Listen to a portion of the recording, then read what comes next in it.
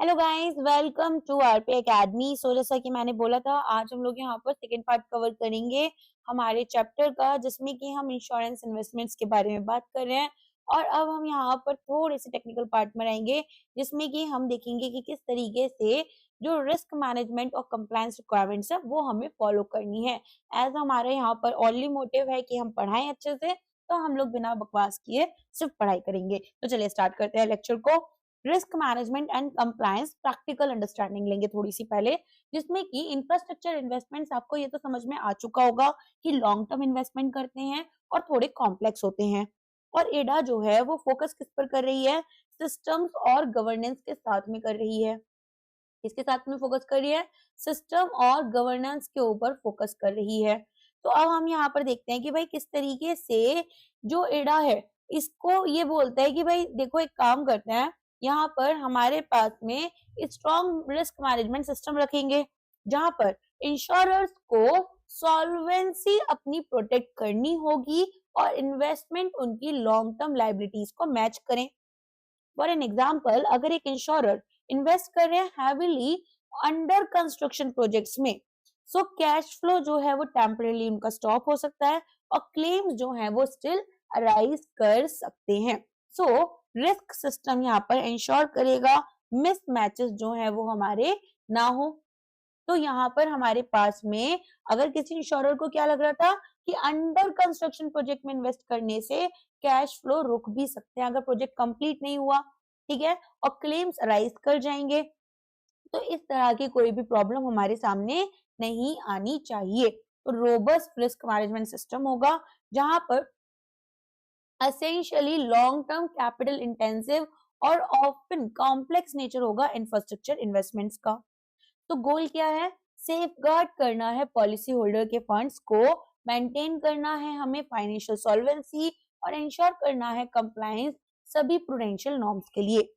Then ये बात करते हैं mandatory investment risk management system के लिए। तो यहाँ पर आपको क्या ख्याल में रखना है कि हमारे पास जो इन्वेस्टमेंट रिस्क मैनेजमेंट सिस्टम होता है वो हमारा अच्छे से वर्क करे।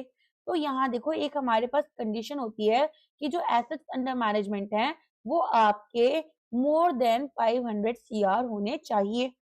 अब इसमें हम क्या देखते हैं कि हमारे पास में कुछ कंपोनेंट्स होते हैं, जैसे कि सबसे पहले सेग्रीगेशन ऑफ ड्यूटीज। तो फंड मैनेजर इन्वेस्टमेंट कहाँ करना है ये डिसाइड करते हैं, डीलर्स ट्रेड्स को एग्जीक्यूट करते हैं और बैक ऑफिस इन ट्रांजैक्शंस को रिकॉर्ड करेगा।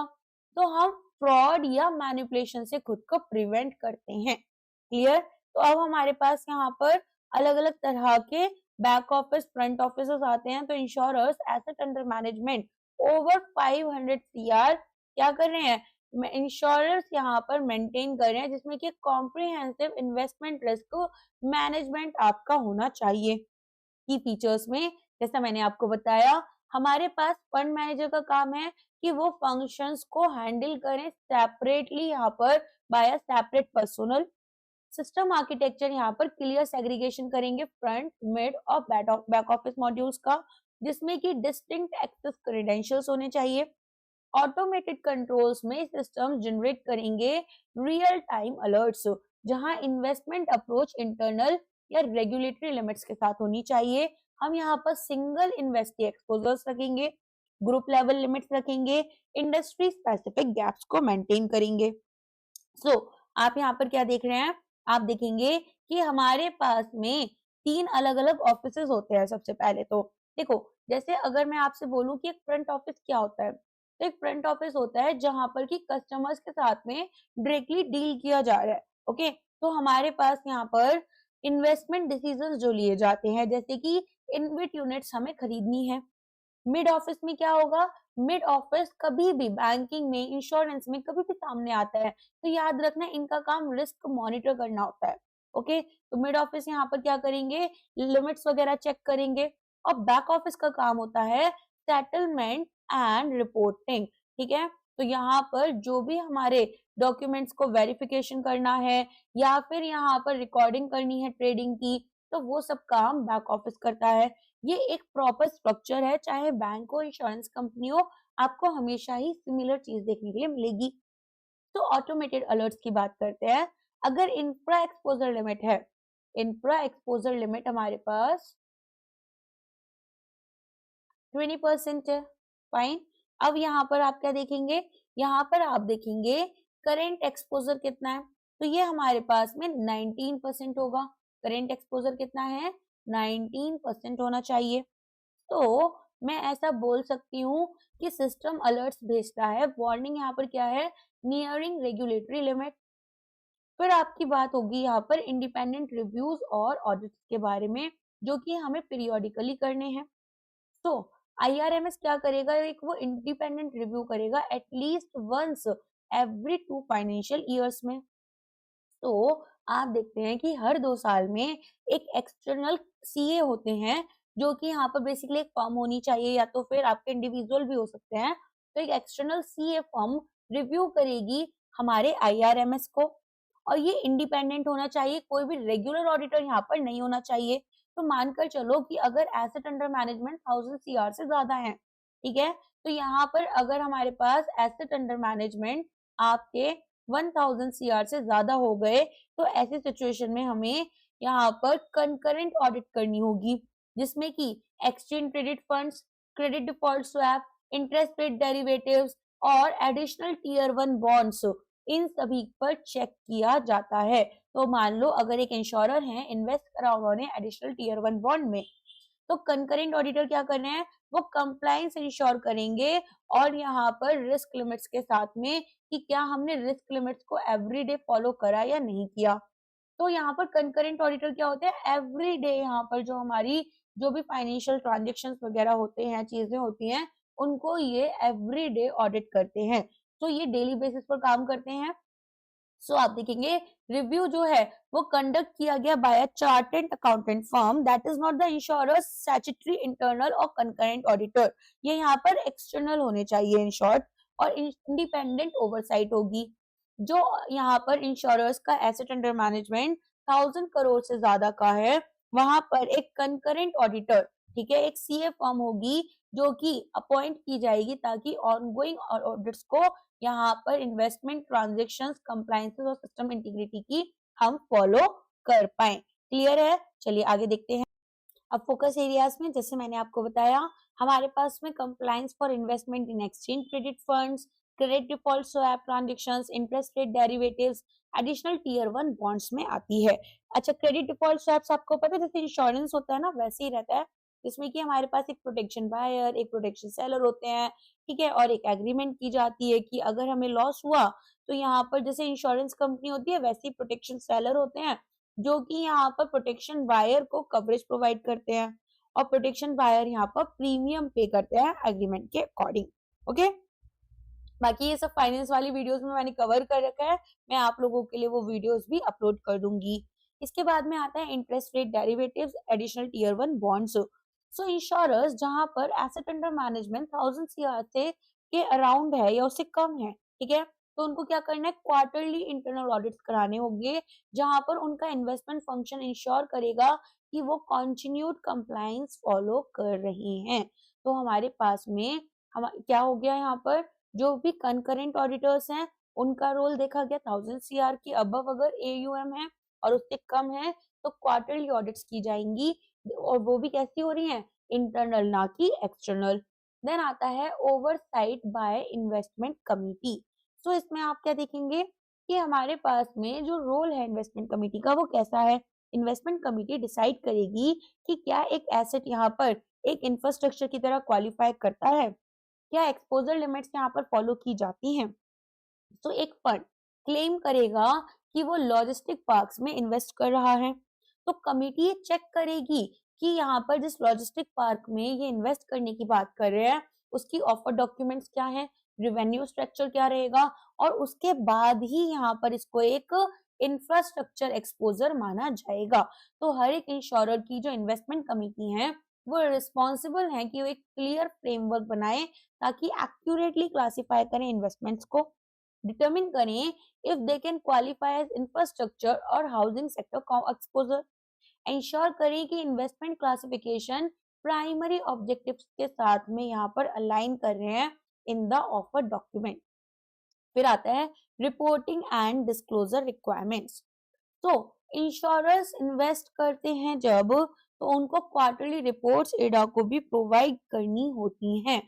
तो यहाँ पर अगर एक कंपनी लेट अस से जॉइंट लीडर फोरम के अंडर है, तो एक्सपोजर डिस्क्लोज किया जाएगा फाइनेंशियल स्टेटमेंट्स में, ताकि यहाँ पर जो ट्रांसपेरेंसी है वो इम्प्रूव हो। तो इंश्योरर्स को क्वार्टरली रिपोर्ट्स एडा के साथ में यहाँ पर बतानी पड़ेंगी, जिसमें की जो डिटेल्स है कि आपका companies under joint lenders forum में कितना यहाँ पर एक्सपोजर है, और यहाँ पर आपको जो notes to account balance sheet होती है, बैलेंस शीट में एक एस्टेरिस्क बनाया जाता है, नीचे नोट्स टू अकाउंट में इंपॉर्टेंट इंफॉर्मेशन डिस्क्लोज की जाती है, जो कि आप यहाँ पर अपना कॉलम से रोज में नहीं कर पा रहे हो। सो ये आप कहेंगे कि जो एक्सपोजर्स हैं ये भी आपको डिस्क्लोज करने हैं in the notes to account of insurers financial statement. फिर आते हैं solvency and true and fair financials. So एडा में हमें यहाँ पर एडिक्वेट सॉल्वेंसी मार्जिन्स हर टाइम पर चाहिए होगी, और फाइनेंशियल स्टेटमेंट्स जो है वो हमें रियल रिस्क पोजीशन भी बताती हैं।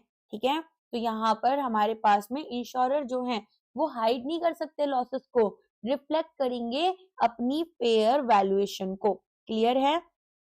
अब यहाँ पर आगे देखिए आप कि किस तरीके से जो एडा का actuarial finance and investment function है इंश्योरेंस रेगुलेशन का, वो एक्सप्लिसिटली मैंडेट करता है यहाँ पर कि इंश्योरर की जो सॉल्वेंसी मार्जिन है वो कंसिस्टेंटली मेंटेन होनी चाहिए कंट्रोल लेवल पर।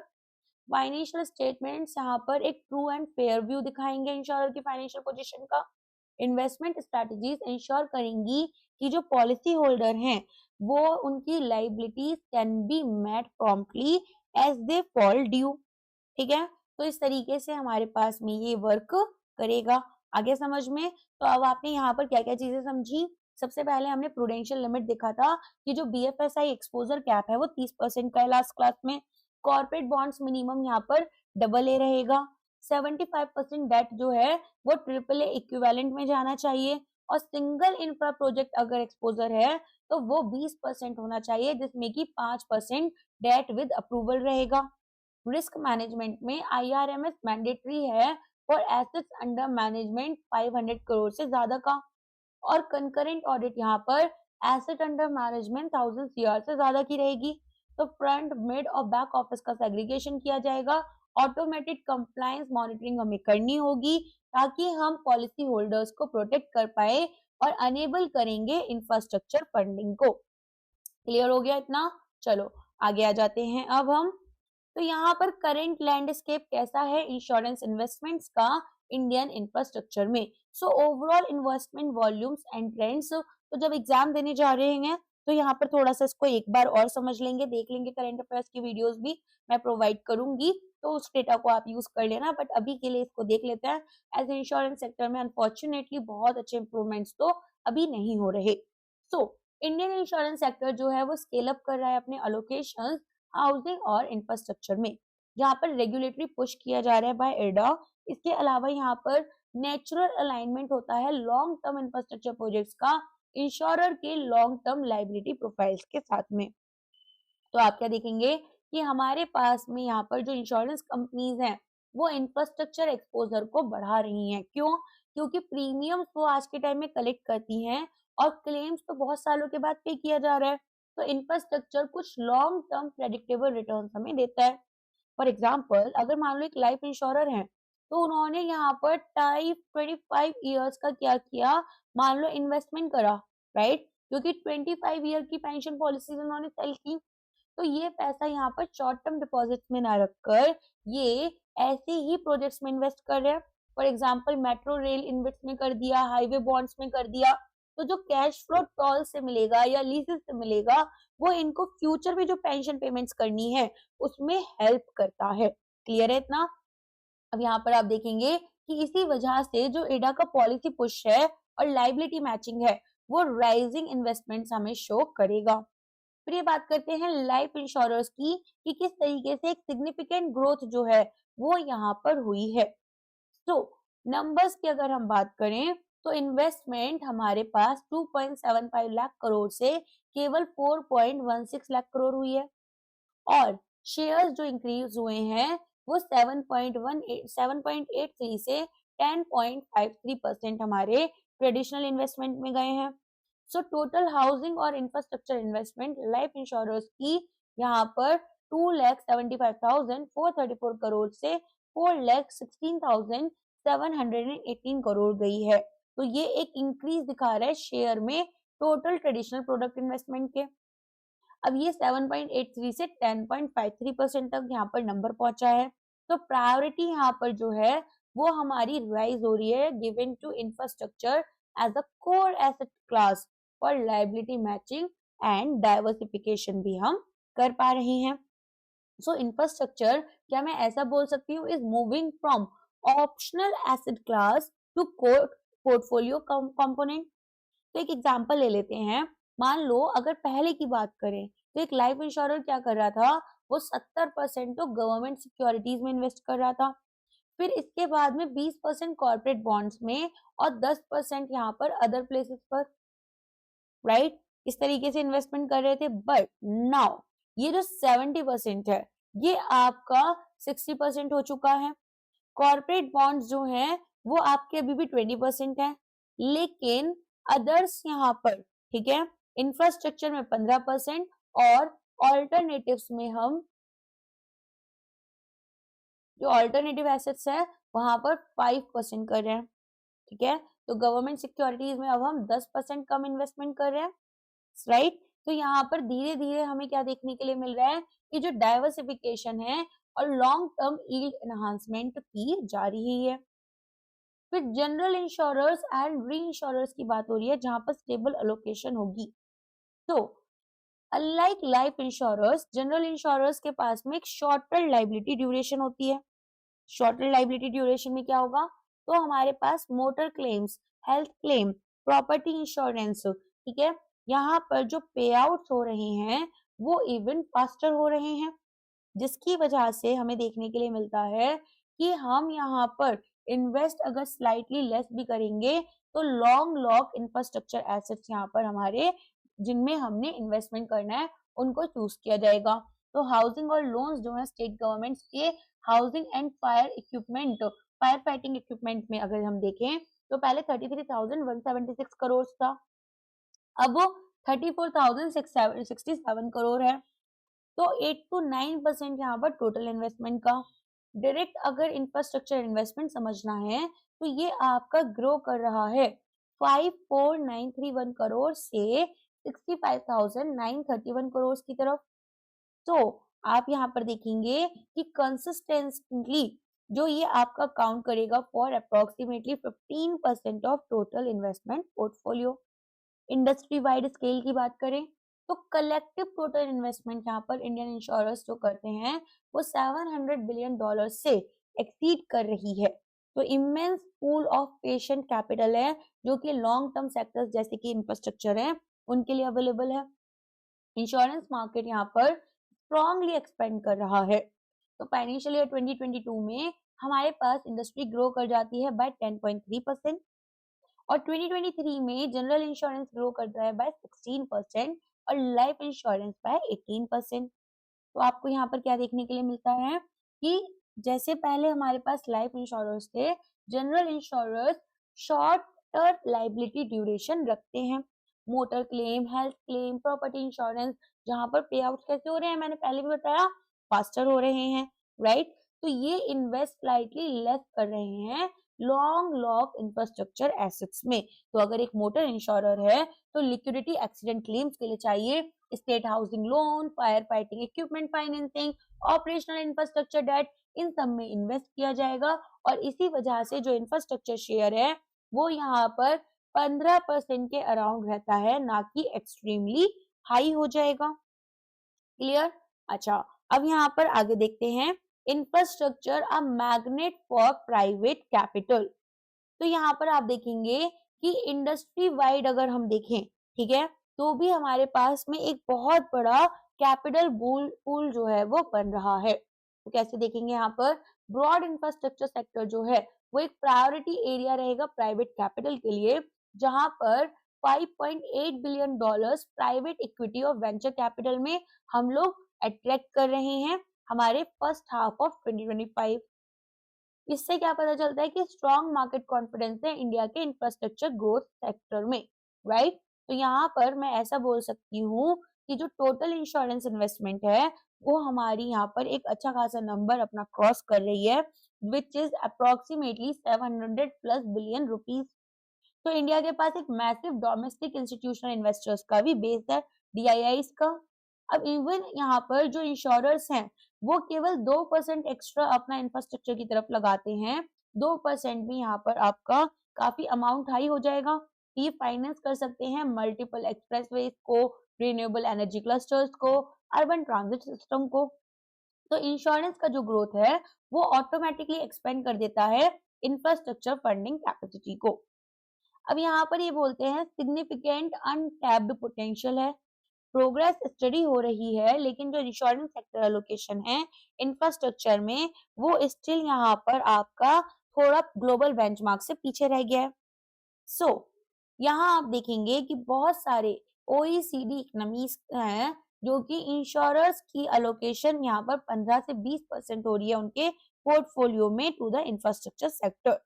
बेसिकली यहाँ पर जो आपके पास प्राइवेट एंटिटीज हैं, वेंचर इनफ्लोज हैं, वो तो हमें एक अच्छा नंबर दिखा रहे हैं कि भाई हमारे पास में अभी इंफ्रास्ट्रक्चर जो है वो स्लो या अनअट्रैक्टिव नहीं रहा, राइट। लेकिन अगर हम बात करें ग्लोबल बेंचमार्क की, तो जो ओईसीडी कंपनीज इंश्योरर्स है, मतलब ओईसीडी कंट्रीज में जो इंश्योरर्स प्रेजेंट हैं वो 15 से 20% इंफ्रास्ट्रक्चर में अलोकेट कर रहे हैं, लेकिन इंडिया तो इस रेंज से काफी नीचे है।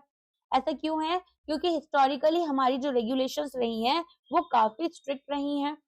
फिर कंस्ट्रक्शन रिस्क कंसर्न्स रहते हैं इंडिया में, और लिक्विडिटी और क्रेडिट रेटिंग कंस्ट्रेंट्स भी देखे जा रहे हैं। तो यहाँ पर आप देखेंगे कि जैसे नेशनल इंफ्रास्ट्रक्चर पाइपलाइन और नेशनल मोनेटाइजेशन पाइपलाइन है, तो एक लार्ज प्रोजेक्ट पाइपलाइन तो क्रिएट हुई है। कुछ नए इंस्ट्रूमेंट जैसे कि इनवेट्स, रिट्स, आईडीएफ और रिलैक्स लिमिट्स जो हैं वो भी यहाँ पर इजियर डिप्लॉयमेंट करा रहे हैं।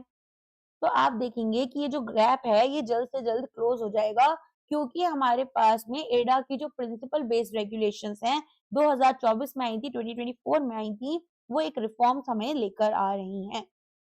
ओके, चलो अब यहाँ पर थोड़ा सा हम लोग पहले समराइज कर लेते हैं, इसको समराइज कर लेते हैं, देन हम आगे बढ़ेंगे। सो हमने क्या क्या देखा कि जो लाइफ इंश्योरर्स हैं वहां पर एक रैपिड इंक्रीज हो रहा है इंफ्रास्ट्रक्चर एक्सपोजर में। जनरल इंश्योरर्स में यही स्टेबल है लेकिन मीनिंगफुल एलोकेशन है, और ओवरऑल सेक्टर में एक ग्रोइंग पूल बन रहा है पेशेंट कैपिटल का।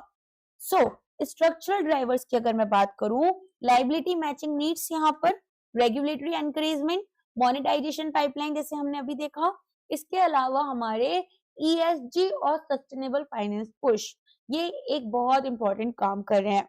तो अगर मान लो आपको यहाँ पर अपने एग्जाम में कुछ लिखना है तो ऐसा भी लिख सकते हो कि इंडिया का जो इंश्योरेंस सेक्टर है it is transitioning from a government bond heavy portfolio, government bond heavy portfolio to a diversified institutional investor model where infrastructure is emerging as a strategic long duration asset class। Okay, clear हो गया इतना? अब यहाँ पर आपके लिए पूरा का पूरा टेबल है, इसका आप स्क्रीनशॉट लेकर या अपने पेन और पेपर से बना सकते हो, चाहो तो थोड़ा वेट कर लेना करंट अफेयर्स के आने का, इसको आप यहाँ पर रीड कर लेना, ठीक है। चलिए आगे बढ़ते हैं। अब हम यहाँ पर कॉन्ट्रीब्यूशंस के बारे में पढ़ेंगे, राइट। तो मेजर इंडिया इंश्योरर्स जो हैं वो एक यहाँ पर डुअल रोल प्ले करते हैं इंफ्रास्ट्रक्चर फाइनेंसिंग में, जहाँ पर डायरेक्ट कमिटमेंट्स यहाँ पर की जाती हैं to marquee projects and offering specialised investment products. तो यहाँ पर हम मोबिलाइज करेंगे broader pools of capital, multi channel strategy होगी जो कि ब्रिज करेगी इंडिया के वाइटल इंफ्रास्ट्रक्चर फाइनेंसिंग नीड्स को। तो सबसे पहले यहाँ पर एलआईसी की बात हो रही है। तो देखो हमारे पास में इंडिया का जो बिगेस्ट इंश्योरर है वो केवल बॉन्ड्स को तो खरीद नहीं रहे हैं शांति से, ठीक है, वो क्या कर रहे हैं, वो शेप कर रहे हैं इंफ्रास्ट्रक्चर फाइनेंसिंग को डायरेक्ट इन्वेस्टमेंट कर कर इक्विटी फंड से, स्ट्रक्चर्ड प्रोडक्ट्स के साथ में। तो ये यहाँ पर एक कैपिटल मोबिलाइजर बन गए हैं जो कि पॉलिसी होल्डर के पैसे को कनेक्ट कर रहे हैं लॉन्ग टर्म नेशनल प्रोजेक्ट्स के साथ में। और इसमें एलआईसी जो है वो एक एंकर इन्वेस्टर का काम कर रही है, जो कि इंडिया का लार्जेस्ट इंस्टीट्यूशनल इन्वेस्टर है। इसके डिसीजंस स्ट्रांगली इन्फ्लुएंस करते हैं कि इंडिया में इंफ्रास्ट्रक्चर फाइनेंसिंग किस तरह से होगी। ठीक है। तो यहाँ पर आप देखेंगे कि इंडिया का लार्जेस्ट इंस्टीट्यूशनल इन्वेस्टर है, जो कि एक पाइटल रोल प्ले करता है to Indian railway, sorry, it made a landmark commitment of 1.5 lakh crore, जिसमें कि हमारे पास डॉलर 24 बिलियन इंडियन रेलवे में गए हैं। तो यहाँ पर मैं आपको थोड़ा शॉर्ट में बता देती हूँ। एलआईसी ने कमिट किया था 1.5 लाख करोड़ इंडियन रेलवे के लिए, और ये जो मनी थी रूट की गई थी थ्रू बॉन्ड्स। जो इंडियन रेलवे फाइनेंस कॉर्पोरेशन, जिसको हम आईआरएफसी बोलते हैं, इन्होंने कुछ बॉन्ड्स इशू किए और उसके थ्रू यहाँ पर एलआईसी ने इन्वेस्ट करा। तो यहाँ पर आईआरएफसी ने जब लॉन्ग टर्म बॉन्ड्स को इशू करा, एलआईसी ने इन बॉन्ड्स को खरीदा पॉलिसी होल्डर के फंड्स यूज कर। रेलवे को मनी मिली तो उन्होंने ट्रैक्स बिल्ड करे, इलेक्ट्रिफिकेशन किया, फ्राइट कॉरिडोर्स बनाए। तो एलआईसी यहाँ पर एक स्टेबल इंटरेस्ट इनकम अर्न करती है और रेलवे को लॉन्ग टर्म फंडिंग मिल जाती है। ठीक है, क्लियर हो गया। नेक्स्ट यहाँ पर क्या हुआ, डाइवर्सिफाइड इंफ्रा एक्सपोजर देखते हैं। सो डाइवर्सिफाइड इंफ्रा एक्सपोजर में हमारे पास में जो एलआईसी है वो इन्वेस्ट करती है रिन्यूएबल एनर्जी में। फॉर एग्जांपल इरीडा के बारे में सुना है? इरा नहीं, IREDA, Indian Renewable Energy Development Agency. ठीक है। फिर रेल प्रोजेक्ट्स हैं जैसे कि आरबीएनएल है, rail Vikas Nigam limited. Engineering and construction giants हैं जैसे कि एलएनटी, लार्सन एंड टर्बो। सो यहाँ पर हमारे पास एलआईसी डायरेक्ट बॉन्ड्स भी लेती है ताकि स्टेबल कैश फ्लो मिले। बॉन्ड से क्या होता है, इंटरेस्ट पेमेंट्स मिलती हैं आपको टाइमली, और इक्विटी फंड्स में भी यहाँ पर, ताकि ग्रोथ पोटेंशियल बना रहे। क्लियर है? तो ये सारा डेटा मैंने आपको बता दिया, वही लिखा हुआ है। मैं काम करती हूँ, आपको डेटा बताते जाती हूँ, आप उसको सुनते जाना, क्योंकि यहाँ पर तो नंबर्स ही लिखे हुए हैं।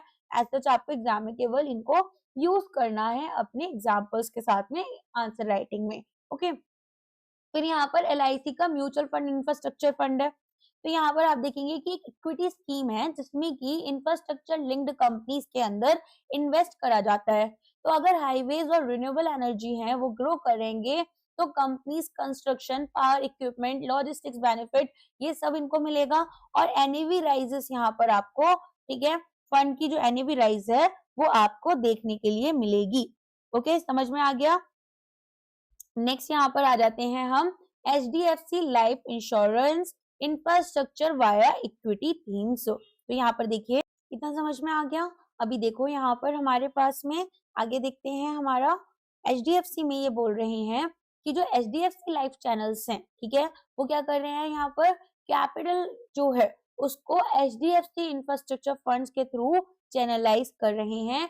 इन्वेस्टमेंट मॉडल अगर हमारे पास देखा जाए तो यहाँ पर इन्वेस्ट करेंगे across 3 layers of the infrastructure ecosystem: asset financiers, asset creators और एसेट ओनर्स।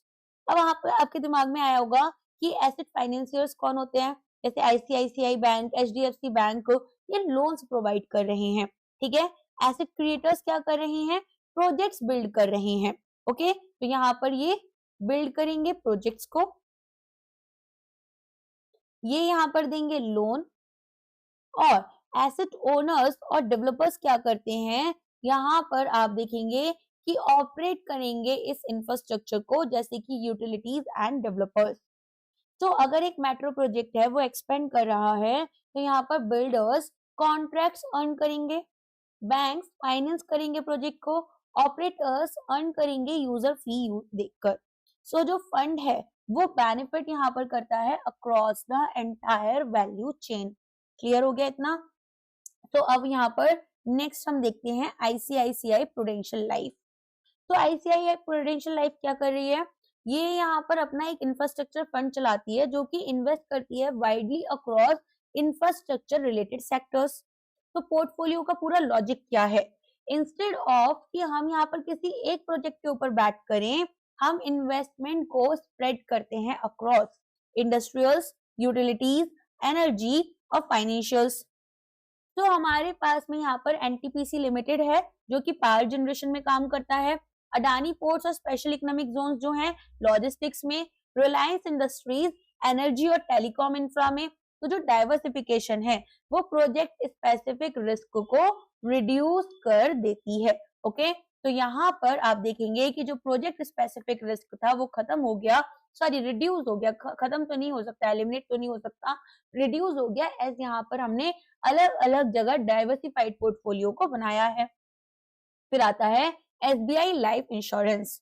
तो ये एक लार्ज कैप इंफ्रास्ट्रक्चर एक्सपोजर लेकर आते हैं जिसमें कि एसबीआई इंफ्रास्ट्रक्चर फंड फोकस करेगा large stable infra linked companies के ऊपर।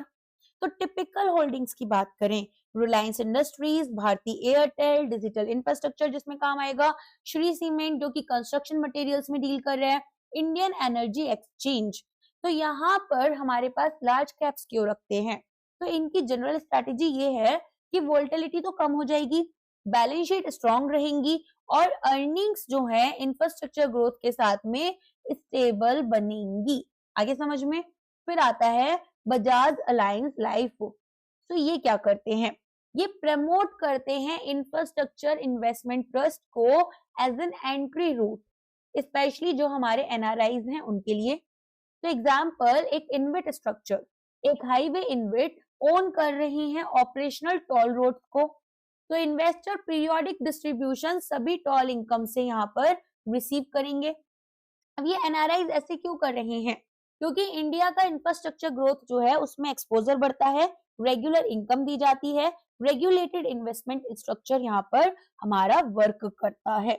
ओके, समझ में आ गया? तो यहाँ पर आप देखेंगे कि प्लान जो कि इंटीग्रेट करेंगे रियल एस्टेट और इंफ्रास्ट्रक्चर एक्सपोजर को, प्रमोट करेंगे actively infrastructure investment trust, and यहाँ पर एक ऑप्शन दिया जाएगा एनआरआईज को कि वो इंडिया के इंफ्रास्ट्रक्चर बिल्ड आउट में अपना क्या कर सकते हैं? इन्वेस्टमेंट कर सकते हैं।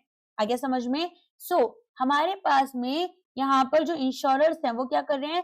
एक डुअल रोल यहाँ पर प्ले करते हैं। ओके, तो ये आपको पूरे एग्जाम्पल में टेबल दे रखा है, इसको आप रीड कर सकते हैं स्क्रीनशॉट लेकर। ठीक है, मैं यहाँ पर थोड़ा थोड़ा आगे बढ़कर जा रही हूँ, तो रीड कर लेना। अगर आप अपने नोट्स बना रहे हो तो बहुत अच्छी बात है, यहाँ पर थोड़ी प्रैक्टिस भी होती रहेगी आप लोगों की, तो इस तरह से कर सकते हैं। चलिए फोकस करेंगे अब स्टेबल और ग्रीन इंफ्रास्ट्रक्चर के ऊपर।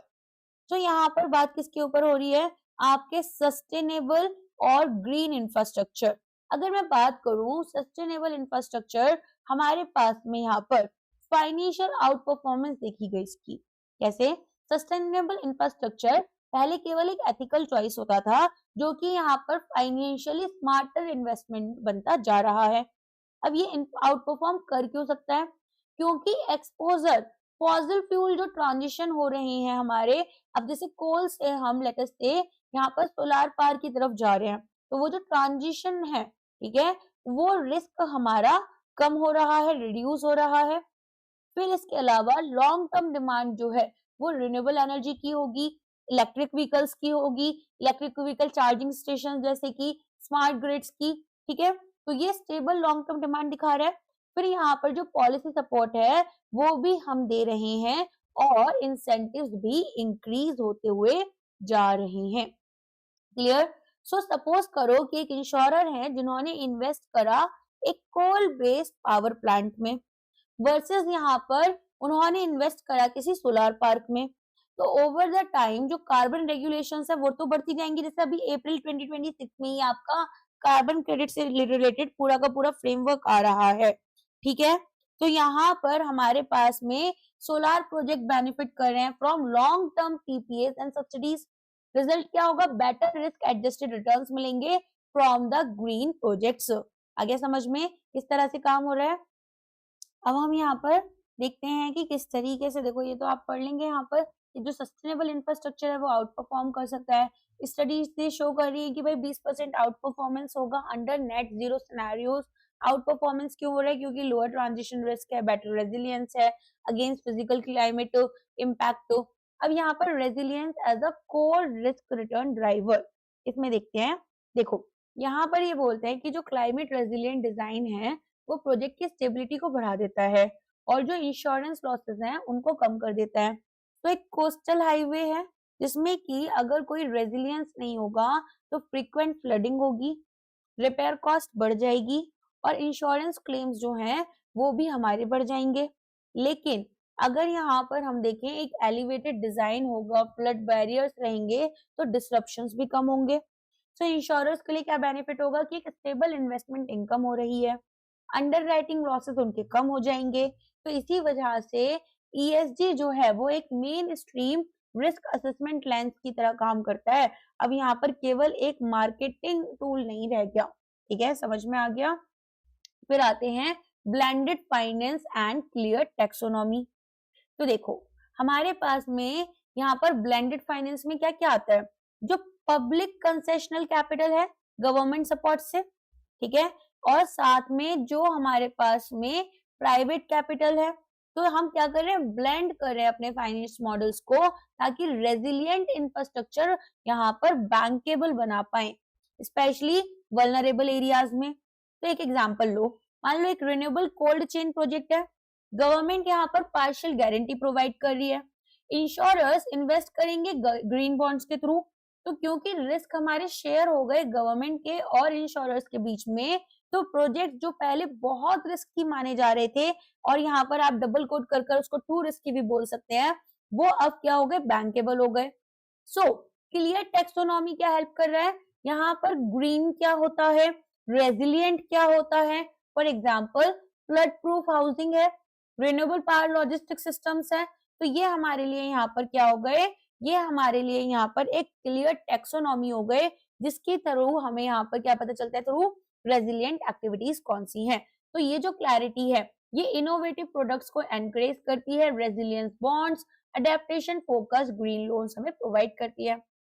फिर ये बोलते हैं कि जो इंश्योरर्स है वो इंटीग्रेट कर रहे हैं क्लाइमेट रिस्क को। सो मेजर इंश्योरर्स एम्बेड कर रहे हैं एनवायरमेंटल सोशल गवर्नेंस को इनटू इन्वेस्टमेंट मैंडेट। तो प्रेफरेंस यहाँ पर रिन्यूएबल एनर्जी बॉन्ड्स के लिए दिया जाएगा, ईएसजी रेटेड कॉर्पोरेट डेट के लिए दिया जाएगा। प्रोडक्ट इनोवेशन में पैरामीट्रिक इंश्योरेंस ऑटोमेटिक पे आउट होगा जब रेनफॉल एक्सीड कर जाएगी थ्रेशोल्ड, और वेदर इंडेक्स्ड क्रॉप कवर्स हमें देखने के लिए मिलेंगे। ग्रीन इंश्योरेंस सॉल्यूशंस में अगर हम देखें, हमारे पास यहाँ डिस्काउंट्स दिए जाते हैं इलेक्ट्रिक व्हीकल्स के लिए, राइट। इसके अलावा और क्या होता है, यहाँ पर हाइब्रिड व्हीकल्स के लिए क्लाइमेट रिस्क प्राइसिंग मॉडल्स जो हैं वो हम तैयार करते हैं। तो एक इंश्योरर इन्वेस्ट करेगा इलेक्ट्रिक व्हीकल्स में, एक इंश्योरर कहाँ पर इन्वेस्ट कर रहे हैं, इलेक्ट्रिक व्हीकल्स में, या फिर ऐसा मानो चार्जिंग नेटवर्क्स में उसके। तो डिकार्बोनाइजेशन सपोर्ट हुआ, साथ में लॉन्ग टर्म इंफ्रास्ट्रक्चर एक्सपोजर जो है वो इनको मिल जाता है। आगे समझ में। तो यहाँ पर हमारे पास इन्वेस्टमेंट मैंडेट्स वो आपको देखने के लिए मिलेंगे, प्रोडक्ट का इनोवेशन और green insurance solution, right. Green insurance solution जहां पर डिस्काउंटेड प्रीमियम्स हैं इलेक्ट्रिक व्हीकल्स और हाइब्रिड्स के लिए, पायलट्स हैं वेदर इंडेक्स क्रॉप इंश्योरेंस के लिए। अब रेगुलेटरी पुश की बात कर लेते हैं, कैसे ईएसजी इंटीग्रेशन की तरफ ये जा रहे हैं। सो एडा यहाँ पर अब ईएसजी लिंक्ड इन्वेस्टमेंट फ्रेमवर्क अपनाना चाहती है, जहां पर ये बोलते हैं कि जो गिफ्ट सिटी का ग्रीन फाइनेंस इकोसिस्टम है उसके साथ तो हम अलाइन करेंगे, और रिस्क बेस्ड कैपिटल आरबीसी पढ़ाया था ना आपको, वो नॉर्म्स यहाँ पर क्लाइमेट रिस्क को रिफ्लेक्ट करेंगे। मैंडेटरी क्लाइमेट डिस्क्लोजर्स आपको करने हैं। तो यहाँ पर जैसे कि एक एग्जांपल लूं मैं, न्यू इंडिया एश्योरेंस है, वो कुछ ईएसजी फ्रेमवर्क्स डेवलप कर रही है, जिसमें कि अंडरराइटिंग डिसीजंस, इन्वेस्टमेंट स्क्रीनिंग और क्लाइमेट रिस्क रिपोर्टिंग ये सभी कवर किया जाएगा। आगे क्लियरली समझ। तो यहाँ पर आपको ये एग्जाम्पल भी याद रखना है। नेक्स्ट आता है क्या क्या रिस्क और चैलेंजेस हैं इंफ्रास्ट्रक्चर इन्वेस्टमेंट में इंश्योरर्स के लिए। सो इवन दो जो इंफ्रास्ट्रक्चर है वो यहाँ पर इंश्योरर की लॉन्ग टर्म नीड्स को मीट कर पा रहा है, इसमें कुछ कॉम्प्लेक्स रिस्क इन्वॉल्व है, जैसे कि प्रोजेक्ट स्पेसिफिक रिस्क। सबसे पहले लॉन्ग डेवलपमेंट साइकिल्स हैं, एग्जीक्यूशन रिस्क है। इंफ्रास्ट्रक्चर प्रोजेक्ट जो हैं वो ईयर्स लेते हैं टू कंप्लीट देमसेल्व्स, राइट। तो यहाँ पर आपको क्या देखने के लिए मिलेगा कि एक इंश्योरर इन्वेस्ट करेंगे एक न्यू मेट्रो रेल प्रोजेक्ट में, और एक्सपेक्टेड कंप्लीशन यहाँ पर 4 साल का रहेगा, जिसमें कि आप देखेंगे डिले क्यों हो रहा है, लैंड एक्विजिशंस की वजह से, तो 2 साल एक्स्ट्रा लग गए। तो जो कैश फ्लो है वो यहाँ पर लेट स्टार्ट होता है और इन्वेस्टमेंट रिटर्न्स को अफेक्ट करता है।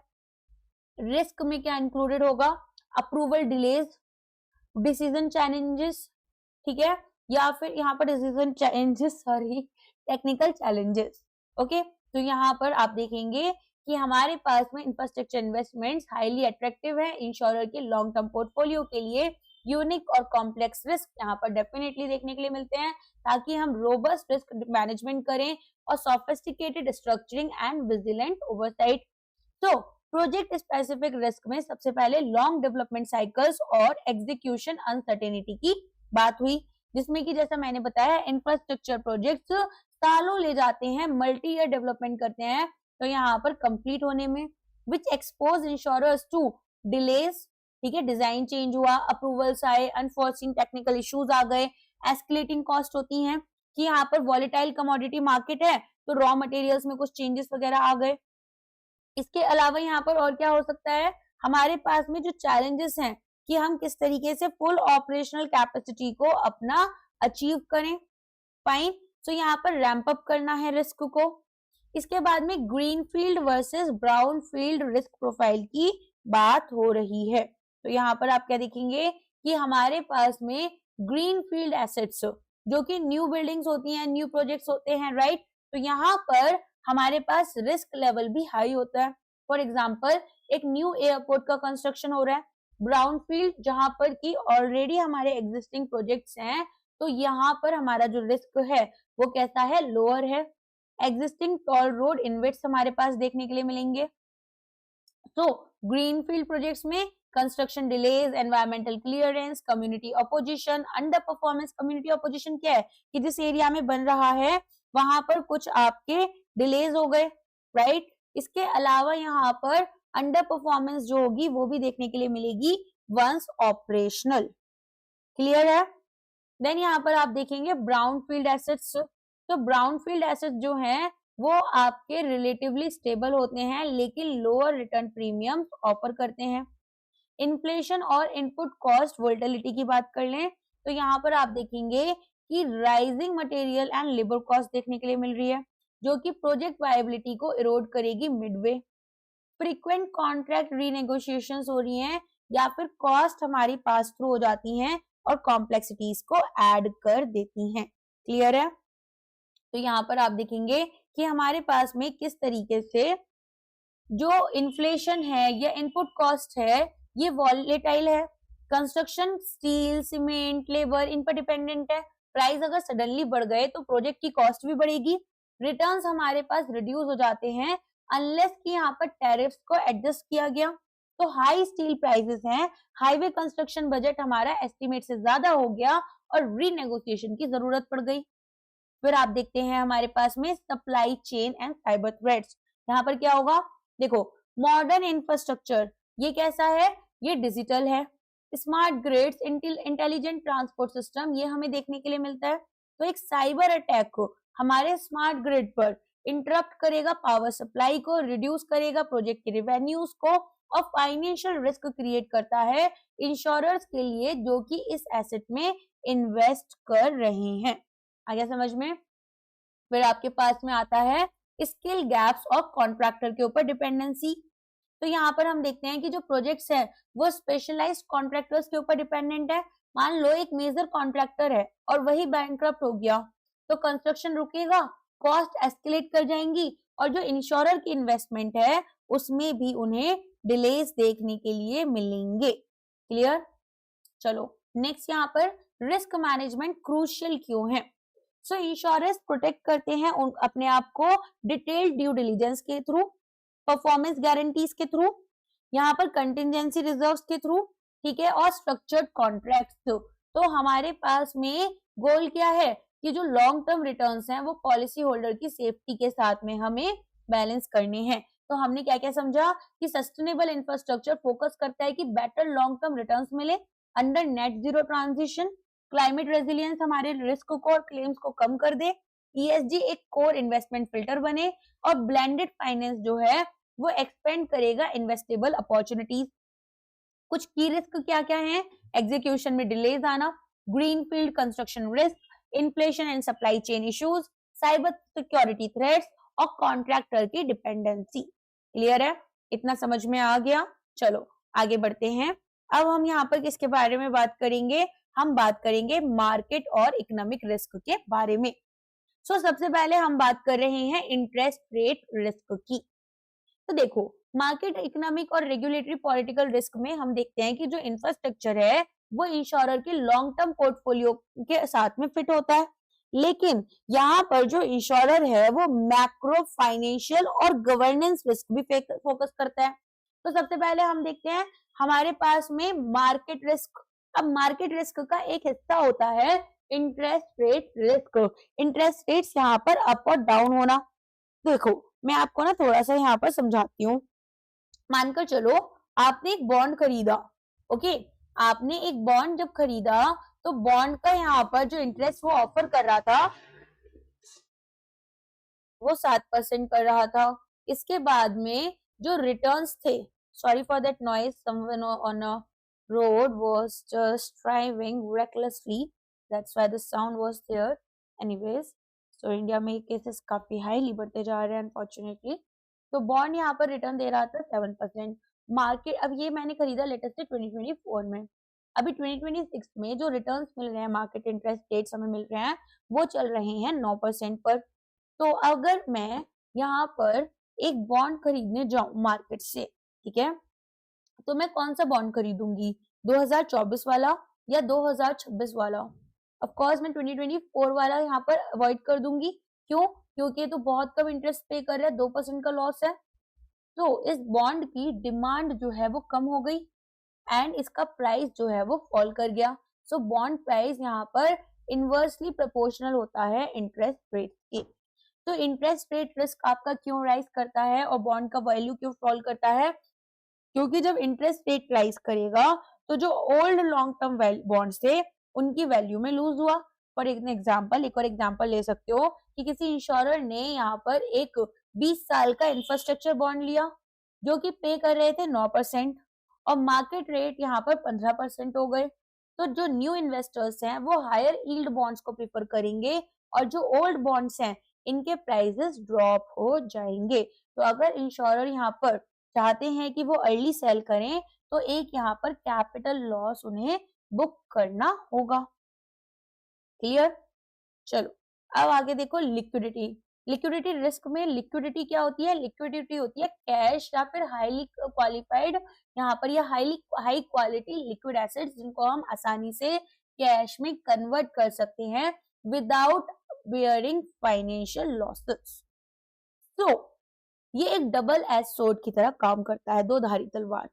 Infrastructure assets long term duration के होते हैं, 10 से 30 साल। अब यहाँ पर इनको सेल करना क्विकली थोड़ा मुश्किल है। तो एक इंश्योरर ने मान लो एक हाईवे के इंफ्रास्ट्रक्चर यहाँ पर जो फंड्स हैं उनमें इन्वेस्ट करा, इन्वेस्ट में कर लिया। अब सडनली क्या हुआ, लार्ज क्लेम पे आउट्स अराइज होते हैं। सडनली इंश्योरेंस कंपनी के पास में बहुत सारे क्लेम्स इनको पे करने हैं, मार्केट लिक्विडिटी ड्राई अप हो चुकी है। तो इन्वेट यूनिट्स यहाँ पर क्विकली सेल करना तो आसान है नहीं उनके लिए, और वो इनको क्या करना पड़ेगा, एक डिस्काउंट पर बेचना पड़ेगा। तो लिक्विडिटी प्रीमियम क्या होता है, हायर रिटर्न, लेकिन यहाँ पर हायर स्ट्रेस रिस्क भी हमें देकर जाता है।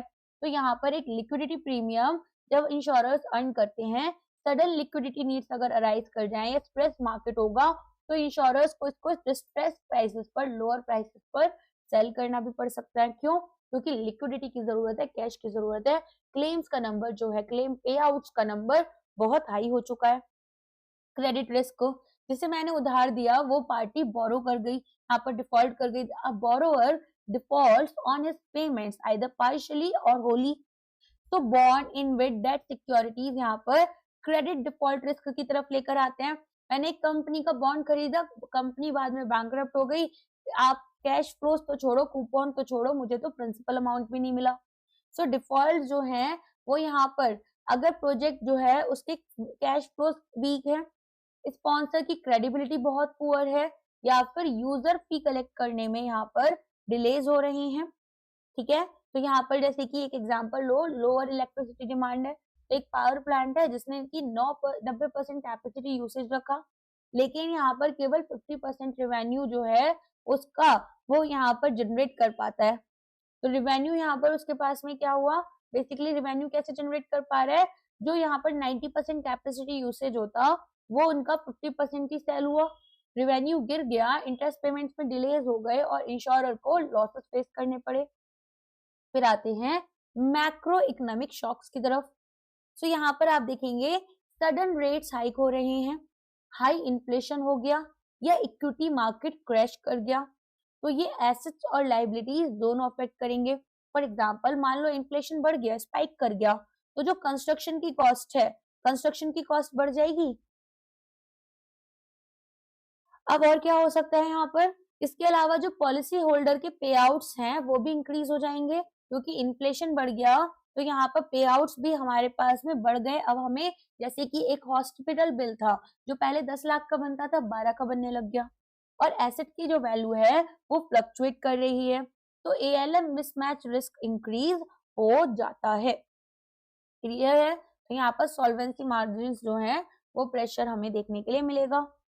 ब्रॉडर इकोनॉमिक वोलेटिलिटी, तो इंडिया के रेजिलियंस के बावजूद हम देखते हैं स्ट्रक्चरल हेडविंड्स जो हैं वो रिमेन हो जाएंगी, मतलब वो रह जाएंगी। तो बेसिकली आप क्या देख रहे हैं कि even if India steadily grow कर रहा है, फैक्टर्स जैसे कि ग्लोबल लिक्विडिटी की टाइटनिंग हो गई, जियोपॉलिटिकल टेंशंस हैं, हाई फ्यूल प्राइसेस हो गए, सप्लाई शॉक्स हो गए, सप्लाई चेन शॉक्स हो गए, तो इंफ्रास्ट्रक्चर डिमांड यहाँ पर रिड्यूस हो गई। इकोनॉमिक स्लो डाउन में व्हीकल्स जो हैं टोल रोड्स पर कम जा रहे हैं, एयरपोर्ट ट्रैफिक कम हो चुका है, पावर कंजम्पशन रिड्यूस हो गया, तो कैश फ्लोज डिक्लाइन हो रहे हैं, इंश्योरर्स के जो रिटर्न्स हैं वो भी यहाँ पर इम्पैक्ट होते हैं। क्लियर है? फिर आती है बात natural catastrophe and climate risk की। सो एक बैलेंस शीट थ्रेट हमें देखने के लिए मिलता है। इंडिया फ्लड्स फेस करता है, साइक्लोन्स और अर्थक्वेक्स। अब यहाँ पर ये सब इंश्योरर्स के लिए क्यों मैटर करता है, क्योंकि डैमेज रिड्यूस करते हैं यहाँ पर इंफ्रास्ट्रक्चर के रेवेन्यूज को।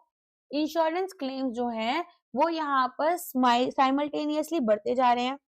ओवरऑल होगा क्या यहाँ पर, आप देखेंगे कि हमारे जो डैमेजेस यहाँ पर इंफ्रास्ट्रक्चर रेवेन्यू को कम कर रहे हैं, इंश्योरेंस क्लेम्स बढ़ रहे हैं, तो ओवरऑल क्लाइमेट रिस्क सेंट्रल हो जाता है रिस्क असेसमेंट में। एक एग्जांपल लेते हैं, मान लो एक साइक्लोन डैमेज हुआ ने एक साइक्लोन ने यहाँ पर डैमेज करा कोस्टल विंड फार्म्स को। अब प्रोजेक्ट जो है वो यहाँ पर सडनली स्टॉप हो जाता है, ठीक है। इंश्योरर को अंडरराइटिंग लॉसेस भी फेस करने पड़ेंगे और इन्वेस्टमेंट लॉसेस को भी फेस करना पड़ेगा। आगे समझ में? तो यहाँ पर आप देखते हैं इंडिया फेस करेगा significant climate vulnerability, flood, cyclone, earthquake. 93% जो लॉसेस हैं वो अनइंश्योर्ड रहते हैं। एक मैसिव प्रोटेक्शन गैप देखने के लिए मिलता है। फिजिकल डैमेज होता है एसेट्स में, जिससे कि कैश फ्लो, इंश्योरेंस क्लेम्स और long term solvency and pricing future coverage की अफेक्ट होती है। तो क्लाइमेट रिस्क यहाँ पर नो लॉन्गर पेरिफेरल रहा, ये एक कोर बैलेंस शीट थ्रेट बन गया। एएलएम एंड सॉल्वेंसी प्रेशर की बात करते हैं, तो यहाँ पर इंफ्रास्ट्रक्चर एसेट जो हैं वो मैच करने चाहिए पॉलिसी होल्डर की लाइबिलिटीज को। इंश्योरर्स इन्वेस्ट करेंगे हैवीली 25 इयर्स के ग्रीनफील्ड प्रोजेक्ट में, लेकिन जो पॉलिसी लाइबिलिटीज हैं वो पीक कर जाती हैं 10 साल के अंदर, तो कैश फ्लो मिसमैच हुआ। सॉल्वेंसी स्ट्रेस यहाँ पर ड्यूरिंग डाउनटर्न्स बढ़ता हुआ दिखा। और हम देखते हैं advanced ALM models stress testing under extreme conditions. Clear है?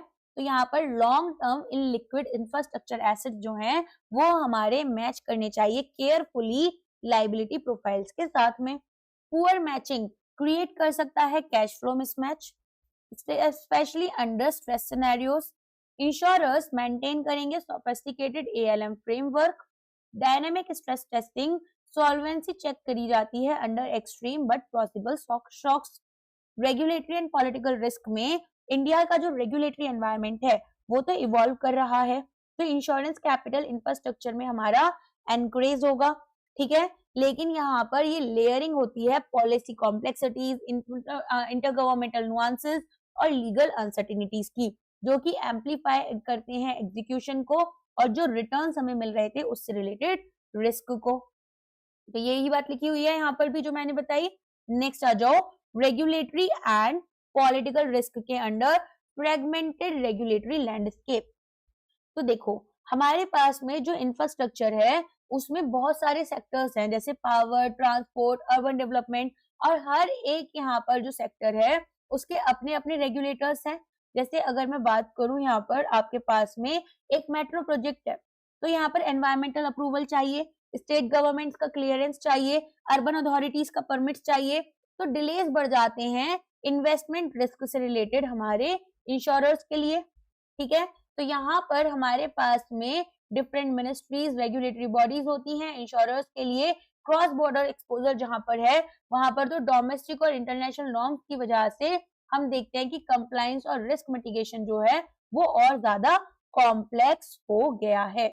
सो डायनामिक रेगुलेटरी चेंजेस में हम यहाँ पर क्या देखेंगे कि जो एडा है वो शिफ्ट कर रहा है to a principle based flexible regime, जो कि यहाँ पर पॉजिटिव है, लेकिन यहाँ पर हमें कुछ इंटरप्रिटेशन रिस्क भी हो सकता है। इंटरप्रिटेशन रिस्क एज इन यहाँ पर हमने कुछ और बताना चाहा, ठीक है, और बैंक्स ने या सॉरी इंश्योरेंस कंपनीज ने कुछ और सोचा।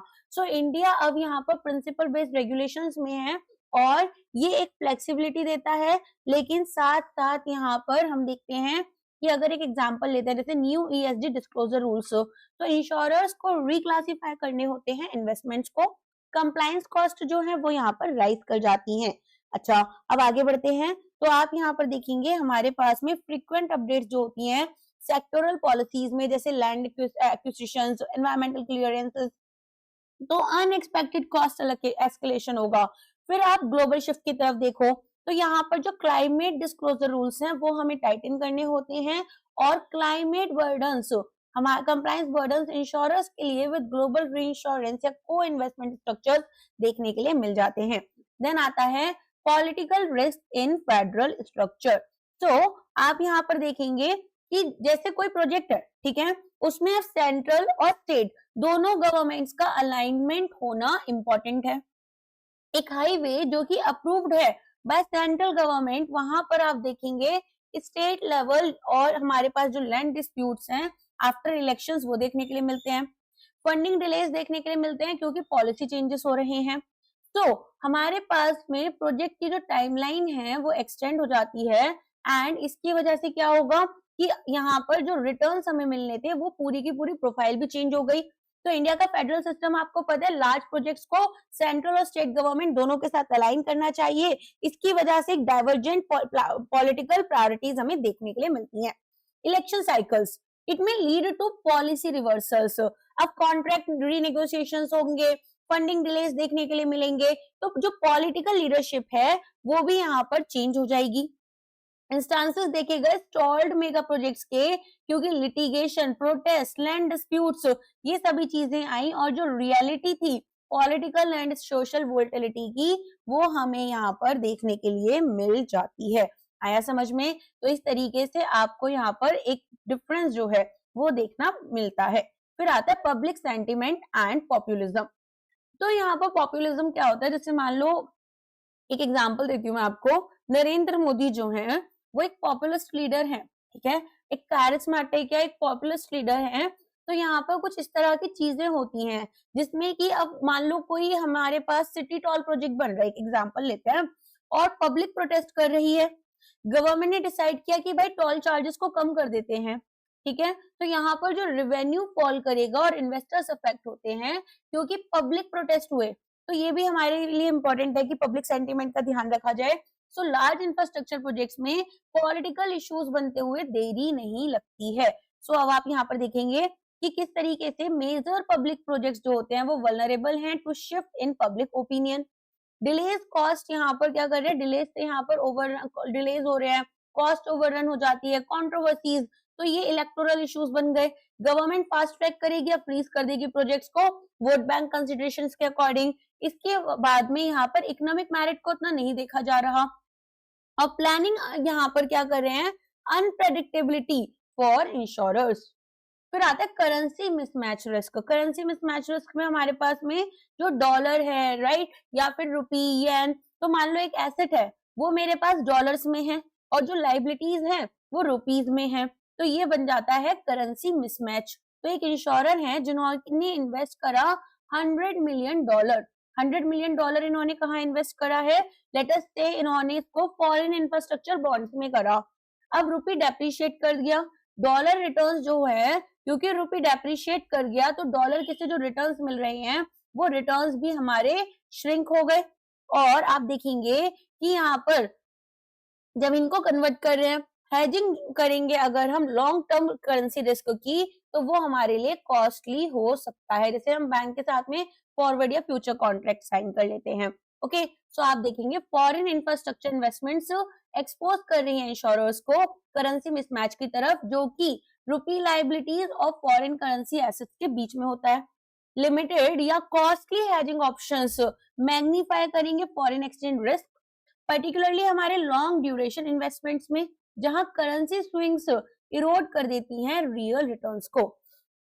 सो इंश्योरर्स क्या करते हैं, वो स्ट्रेंथन करेंगे लीगल और कंप्लायंस टीम्स को, नेगोशिएट करेंगे रोबस्ट कॉन्ट्रैक्चुअल प्रोटेक्शंस, एम्प्लॉय यहाँ करेंगे पॉलिटिकल रिस्क इंश्योरेंस या फिर अदर रिस्क ट्रांसफर टूल्स को। ठीक है, तो यहाँ पर हमारे पास में इंश्योरर्स को अपना लीगल फ्रेमवर्क जो है कॉन्ट्रैक्ट्स का, पॉलिटिकल रिस्क इंश्योरेंस का, करेंसी हैजिंग, हैजिंग आपको पता है ना प्रोटेक्शन करना, ये स्ट्रेटेजीज यूज करनी पड़ेंगी, स्ट्रेस टेस्टिंग, सिनेरियो एनालिसिस, ये सब यहाँ पर परफॉर्म करना पड़ेगा। स्ट्रेस टेस्टिंग में क्या होता है, हम यहाँ पर ऑर्गेनाइजेशन वाइड, मार्केट वाइड और दोनों को कंबाइन कर कर देखते हैं कितना लॉस हो सकता है। और सिनेरियो एनालिसिस में हम multiple thousands of randomly generated scenarios, imaginary scenarios लेकर चलते हैं और फिर देखते हैं अपने मॉडल्स के थ्रू कि कितना लॉस हो सकता है। नेक्स्ट आता है environmental, social and governance risk. Now this is important, right? तो ईएसजी रिस्क के बारे में अब हम यहाँ पर कवर करेंगे। तो सबसे पहले तो इंडिया का जो इंफ्रास्ट्रक्चर है, जैसे पोर्ट, हाईवेज, ग्रिड्स, ठीक है, अब यहाँ पर आप देखेंगे धीरे धीरे जो क्लाइमेट स्ट्रेस है वो बढ़ता जा रहा है। तो अगर एक कोस्टल पोर्ट है, ठीक है, अब यहाँ पर इंश्योरर्स ने क्या करा, एक कोस्टल पोर्ट को यहाँ इसमें इन्वेस्टमेंट करा, ठीक है, इंफ्रास्ट्रक्चर प्रोजेक्ट इन्वेस्ट कर दिया। अब सी लेवल्स तो राइज कर रही हैं, साइक्लोन्स आते हैं वो डैमेज कर देते हैं टर्मिनल्स को, तो रिपोर्ट यहाँ पर क्या हो रहा है, जो रिपेयरिंग कॉस्ट है वो बढ़ गई और रेवेन्यू टेम्परली आपका रुक जाएगा। इम्पैक्ट क्या होगा, इंश्योरर्स जो हैं उनके लिए आप देखेंगे इन्वेस्टमेंट इनकम फॉल कर गई, इंश्योरेंस क्लेम्स जो हैं वो साइमल्टेनियसली इंक्रीज हो रहे हैं। तो अगर हमने क्लाइमेट ठीक से अडेप्ट नहीं करा, एलिवेटेड डिजाइन, फ्लड बैरियर्स, तो एसेट वैल्यू इरोड हो जाएगी और लॉन्ग टर्म इंश्योरेबिलिटी जो है वो हमारे लिए अनसर्टेन बन जाएगी। So rising climate exposures, India का इंफ्रास्ट्रक्चर, पोर्ट, रोड्स, ग्रिड्स, ये यहाँ पर वल्नरेबल होते जा रहे हैं फ्लड्स, स्टॉर्म्स, हीट वेव्स और क्रोनिक रिस्क को लेकर। तो यहाँ पर आप देखेंगे कि बिना प्रोएक्टिव क्लाइमेट अडेप्टेशन के इंश्योरर्स फेस करते हैं higher future claim, asset value lose होती है और चैलेंजेस फेस करने पड़ते हैं इन मेंटेनिंग इंश्योरेबिलिटी। फिर आता है ESG as a financial imperative. तो यहाँ पर आप क्या देखेंगे, यहाँ पर आप देखेंगे कि हम केवल एथिक्स की बात नहीं कर रहे, सस्टेनेबल इंफ्रास्ट्रक्चर जो है वो एक रिस्क रिटर्न स्ट्रेटेजी बन चुका है। अब यहाँ पर ये फाइनेंशियली आउट परफॉर्म कर रहा है। कैसे, देखो सबसे पहले तो जो फॉसिल फ्यूल का ट्रांजिशन रिस्क है वो हमारा ऑफ कोर्स यहाँ पर कम होगा।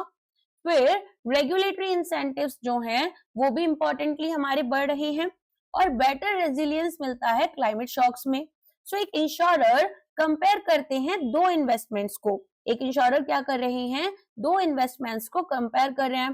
फर्स्ट ऑफ ऑल तो यहाँ पर एक प्रोजेक्ट है, for example coal based plant, जिसमें कि कार्बन टैक्सेस लग रहे हैं और जो डिमांड है वो भी डिक्लाइन कर रही है। फिर यहाँ पर आपका एक आ जाता है solar park. So long term यहाँ पर आपको पीपीए मिलेगा और ईएसडी डिमांड भी आपको यहाँ पर हाई मिलेगी। समझ में आया? तो यहाँ पर हमें क्या हो रहा है, एक तरीके से फायदा मिल रहा है। पीपीए क्या होता है, पावर परचेज एग्रीमेंट्स होती हैं, पावर परचेज एग्रीमेंट्स। ओके, चलो, सो यहाँ पर जो सोलार इन्वेस्टमेंट है वो सॉल्वेंसी, स्टेबिलिटी, फाइनेंशियल हेल्थ यहाँ पर हमारी क्या कर रहा है, स्टेबल कर रहा है ओवर द डिकेड्स। आगे समझ में इतना? चलो, अब यहाँ पर आप देखेंगे कि 20% हायर रिटर्न्स मिलते हैं जब हम एक नेट जीरो सिनेरियो लेकर चलेंगे, क्योंकि फ्यूचर में मिलने वाले हैं, आज से 10-20 साल के बाद में, एटलीस्ट 10 साल के बाद में तो हम बात कर रहे हैं। ट्रांजिशन रिस्क हमारे पास फॉसिल फ्यूल फेज आउट हो रहा है, ठीक है। फिर यहाँ पर ये लोअर हो गया। इग्नोर करेंगे अगर हम ईएसजी को, तो वो अब एक ऑप्शन तो बिल्कुल नहीं रहा और ये डायरेक्टली हमारी सॉल्वेंसी को और रिटर्न ऑन कैपिटल को अफेक्ट करेगा। Capacity gaps and risk of green washing. यहाँ पर आप देखेंगे कि बहुत सारे इंश्योरर्स जो है वो अभी भी ईएसजी एनालिटिकल टीम्स तो अपने पास रखते ही नहीं है, स्पेशलाइज्ड ईएसजी एक्सपर्टीज यहाँ पर इनके पास नहीं है, इन्होंने टीम्स नहीं बनाई है जो कि क्लाइमेट और सोशल रिस्क को एक्यूरेटली यहाँ पर कैलकुलेट कर कर हमें दे, और क्लाइमेट रिस्क मॉडलिंग टूल्स भी नहीं है। सो एक प्रोजेक्ट खुद को लेबल करता है अगर एक ग्रीन लॉजिस्टिक्स की तरह, तो यहाँ पर डीजल हैवी फ्लीट्स को यूज करेगा। लेकिन अगर मान लो इंश्योरर्स यहाँ पर ईएसजी क्लेम्स को वेरीफाई ही नहीं कर पाए, तो कैपिटल मिस एलोकेट होगी, रेप्यूटेशनल रिस्क इन्हें फेस करना पड़ जाएगा जब प्रोजेक्ट्स यहाँ पर सस्टेनेबल नहीं रहेंगे। सस्टेनेबिलिटी टेस्ट जो है वो प्रोजेक्ट क्या कर गए, फेल कर गए। तो यहाँ पर tools for verifying sustainability claims, risk, green washing का सुपरफिशियल ईएसजी लेबलिंग हो रही है, मिस एलोकेट कर रहे हैं कैपिटल को, एक्सपोज कर रहे हैं इंश्योरर्स को टू रेप्यूटेशनल हार्म। देन आता है need for standardised guidelines and disclosures. यहाँ पर आप क्या देखेंगे, यहाँ पर हमारे पास जो इंडस्ट्री है, ठीक है, उसमें कंसिस्टेंसी होनी चाहिए। एडा के according climate related disclosures align करने चाहिए टीसीएफडी के साथ में, स्टैंडर्ड ईएसजी टैक्सोनॉमीज होनी चाहिए, और हमारे पास जो डेटा प्लेटफॉर्म्स हैं वो कैसे होने चाहिए, शेयर्ड होने चाहिए। This is the bare minimum that एडा इज आस्किंग, राइट। तो अब एक एग्जांपल से इसको थोड़ा समझाती हूँ मैं आपको। मानकर चलो हमारे पास में अगर कोई इंश्योरर है, ठीक है, अब यहाँ पर इंश्योरर ने क्लाइमेट लॉस डेटा जो था वो शेयर करा, तो इससे क्या होगा, जो फ्लड रिस्क है, ठीक है, उसकी प्राइसिंग अच्छी हो पाएगी। जो हम पॉलिसी सेल करते हैं उसमें हमें कितना यहाँ पर क्लेम पे करना पड़ सकता है, अकॉर्डिंगली हम उसकी प्राइसिंग रखते हैं, ठीक है। फ्रीक्वेंसी भी यहाँ पर देखी जाती है, और यहाँ पर आपका ओवरऑल लॉस कितना हो सकता है वो भी देखा जाता है। मोर एक्यूरेट वे में अंडरराइटिंग की जाती है, और क्रेडिबल ग्रीन प्रोडक्ट्स की तरफ हम काम करते हैं। क्लियर हो गया इतना। तो यहाँ पर आप देखेंगे एडा पुश कर रहा है एक ईएसजी फ्रेमवर्क जिसमें कि क्लाइमेट रिलेटेड डिस्क्लोजर्स अलाइन करते हैं टीसीएफडी के साथ में।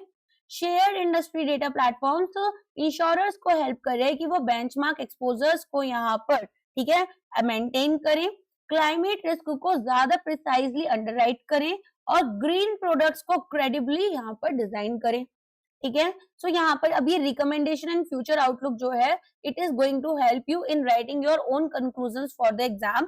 तो थोड़ा इसको ध्यान से रखना, मैं थोड़ा सा बोलकर सुनाती हूँ आपको। तो अब ये बोलते हैं कि भाई देखो पॉलिसी मेकर्स को करना क्या चाहिए। सबसे पहले तो ना अप्रूव्ड इंस्ट्रूमेंट्स जो हैं उनको एक्सपेंड करो। अब जैसे ग्रीन बॉन्ड्स हैं, क्रेडिट एनहांस इंफ्रास्ट्रक्चर सिक्योरिटीज हैं, इसके ऊपर काम करो। इंश्योरर्स यहाँ पर एंटर करेंगे हाई इम्पैक्ट प्रोजेक्ट्स में सेफली। फिर जो हमारा बॉन्ड मार्केट है इसको डिपेंड करो। अगर इंफ्रास्ट्रक्चर बॉन्ड्स हमारे ज्यादा लिक्विड हो जाती हैं तो क्रेडिट रिस्क का जो परसेप्शन है वो थोड़ा कम हो जाएगा कि भाई बहुत ज्यादा लॉस हो सकता है। ऑल्सो ज्यादा से ज्यादा इंश्योरर्स यहाँ पर पार्टिसिपेट करेंगे। तो ये बोलते हैं कि थोड़ा इनोवेशन लेकर आओ। जैसे आरबीआई का सैंडबॉक्स मॉडल है, आरबीआई के सैंडबॉक्स मॉडल में क्या होता है, यहाँ पर अगर कोई भी मार्केट में प्रोडक्ट उतारना है उससे पहले एक इंक्यूबेटर, एक टेस्टिंग लेबोरेटरी की तरह ये काम करते हैं, जिसमें कि फाइनेंशियल प्रोडक्ट्स और सर्विसेज को हम टेस्ट करते हैं अंडर लाइक लिमिटेड कंडीशंस। और उसमें क्या होता है कि हम मार्केट में भी सेल कर रहे हैं बट यहाँ पर जो रेगुलेटरी रिस्ट्रिक्शंस होते हैं उनको थोड़ा ईज आउट कर दिया जाता है। सो ये बोलते हैं कि भाई देखो similar to RBI sandbox models ना, अपने रेजिलियंस बॉन्ड्स लेकर आओ, इंश्योरेंस लिंक्ड सिक्योरिटीज लेकर आओ। इससे क्या होगा, जो क्लाइमेट रिस्क है वो आप ग्लोबली स्प्रेड कर पाओगे। और यहाँ पर क्लियर ईएसजी गाइडलाइंस की बात की गई है कि स्टैंडर्ड तो क्लासिफिकेशन करो, डिस्क्लोजर्स अगर होते हैं तो इन्वेस्टर का कॉन्फिडेंस बढ़ जाता है, और ग्लोबल क्लाइमेट कैपिटल भी यहाँ पर हम अट्रैक्ट कर पाएंगे इंडिया में। ओके, सो यहाँ पर आप इसको एक बारी रीड कर सकते हैं कि हमें क्या क्या चीजें करनी होगी। तो यहाँ पर इंडिया का जो रिसेंट रेगुलेटरी ओवरहॉल है ये रिफ्लेक्ट कर रहा है एडा की commitment to a more principle based flexible regime, जहां पर हम फ्यूचर एक्शंस में अप्रूव्ड इंफ्रास्ट्रक्चर इंस्ट्रूमेंट्स की तरफ जाना चाहते हैं, new green bonds, blended finance models, credit enhance करना चाहते हैं ताकि अट्रैक्ट करें इंश्योरर्स को into riskier but high impact projects like green field assets. फिर ये बात करते हैं fast track bond market deepening initiatives लेने हैं, जैसा मैंने बताया यहाँ पर आरबीआई का sandbox for sustainable finance use करना है इंश्योरेंस लिंक्ड सिक्योरिटीज के लिए, राइट। यहाँ पर पायलट फ्रेमवर्क्स लेकर आओ, रेजिलियंस बॉन्ड्स के लिए पायलट फ्रेमवर्क लेकर आओ, clear actionable ESG investment guideline शुरू करो, रोबस्ट स्टैंडर्ड्स होने चाहिए, क्लासिफिकेशन, डिस्क्लोजर, रिपोर्टिंग, ताकि इंश्योरर का कॉन्फिडेंस सस्टेनेबल इन्वेस्टमेंट में बूस्ट किया जा सके। एनकरेज करो coordinated regulatory alignment climate finance के साथ में, ठीक है। तो यहाँ पर हमारे पास में आप देखेंगे कि एनकरेज कर रहे हैं coordinated regulatory alignment with climate finance, तो टैक्सोनॉमीज यहाँ पर ताकि क्लियर डेफिनेशंस रहे, है ना। इंडिया एक मैग्नेट बने ग्लोबल इंपैक्ट क्लाइमेट के लिए, और एक forward looking adaptive regulatory regime vital रहती है in unlocking insurers full capacity as long term infrastructure financiers. Okay, next part यहाँ पर strengthening risk management and due diligence. तो देखो ये बोलते हैं कि भाई देखो इंश्योरर्स अब आप लोगों को बेसिक कंप्लायंसेस से बियॉन्ड मूव करना होगा। सेम चीज ना ईज के अंडर पब्लिक सेक्टर बैंक्स को गवर्नमेंट ने बोली थी, अब यहाँ पर भी ना सेम चीज बोली जा रही है that we have to move beyond those basic compliances, ठीक है। अब यहाँ पर हमें स्ट्रेटेजिक रिस्क मैनेजमेंट करना है, तो हम क्या करेंगे, हम यहाँ पर अपनी कुछ की स्ट्रेटजीज को फॉलो करेंगे, जैसे कि advance risk analytics, AI based forecasting होगी ट्रैफिक डिमांड की for toll roads. So basically हम यहाँ पर क्या कोशिश कर रहे हैं, हम कोशिश कर रहे हैं कि एआई को और अच्छे तरीके से यूज कर सके। अब जैसे क्लाइमेट स्ट्रेस टेस्टिंग है वो कर सकते हैं रिन्यूएबल एसेट्स के लिए। अब यहाँ हमारे पास जो कॉन्ट्रैक्ट्स होते हैं वो स्ट्रॉन्ग होने चाहिए और इनकी गवर्नेंस भी अच्छे से होनी चाहिए। तो जैसे परफॉर्मेंस गारंटीज हैं, सप्लाई चेन रिस्क क्लॉजेस हैं, ये हमारे पास प्रॉपर होने चाहिए। डीप ड्यू डिलिजेंस को हमें फॉलो करना है, पर्टिकुलरली जो ग्रीन फील्ड एसेट्स हैं जहां लॉन्ग रैंप अप पीरियड्स हमारे पास हैं। तो स्ट्रॉन्ग रिस्क फ्रेमवर्क अगर होता है तो इंश्योरर्स क्या करेंगे, वो ज्यादा एग्रेसिवली इन्वेस्ट कर रहे हैं, और यहाँ पर जो हमारा सोल्वेंसी है वो कॉम्प्रोमाइज नहीं होगा। समझ आया? तो इन्वेस्ट करो एडवांस प्रोजेक्ट रिस्क मॉडलिंग में। रिस्क मॉडलिंग का मतलब होता है मैं रिस्क को मेजर कर सकती हूँ, और यहाँ पर मेजरली हम क्या करते हैं, एक प्रेडिक्शन लेकर चलते हैं। स्ट्रेस टेस्टिंग होता है, प्रेडिक्टिव एनालिटिक्स होता है। तो यहाँ पर जब भी हमें ऐसा लगता है एसेट की लाइफ साइकिल में कि कोई भी रेड फ्लैग्स हैं, तो यहाँ पर उन्हें जल्द से जल्द आइडेंटिफाई कर लें। आपके बॉयफ्रेंड या गर्लफ्रेंड वाले रेड फ्लैग्स नहीं है ये, ठीक है। यहाँ पर ये डेटा वाले हैं। सो एनीवेज, इंस्टीट्यूशनलाइज करेंगे ग्लोबल बेस्ट प्रैक्टिसेस को कॉन्ट्रैक्ट की डिजाइनिंग में, सप्लाई चेन में, ड्यू डिलीजेंस में, और multi party risk transfer solutions लेकर आएंगे ताकि ग्रीन फील्ड और ब्राउन फील्ड कॉम्प्लेक्सिटीज को एड्रेस कर पाए। अब हम यहाँ पर स्ट्रेंथन करेंगे इंटरनल गवर्नेंस को, क्लियर सेग्रीगेशन होना चाहिए ड्यूटीज का, सिस्टम बेस्ड कंप्लायंस अलर्ट्स होने चाहिए, रोबस्ट इंडिपेंडेंट ऑडिट्स जैसा कि इरडा ने यहाँ पर मैंडेट किया है, और कॉन्टिन्यूसली इवॉल्व करेंगे ताकि पेस रख सके न्यू थ्रेट्स के साथ में, जैसे साइबर रिस्क और supply chain vulnerabilities. Meticulous upfront due diligence होना चाहिए, ग्रीन फील्ड एसेट्स के लिए लॉन्गर रैंप अप रिस्क होगा। इंश्योर करेंगे कि जो कैपिटल है वो डिप्लॉय की जाए technically and commercially viable projects में। टर्निंग रोबस्ट रिस्क मैनेजमेंट यहाँ पर एक कोर स्ट्रेटेजिक डिफरेंशिएटर बनेगा।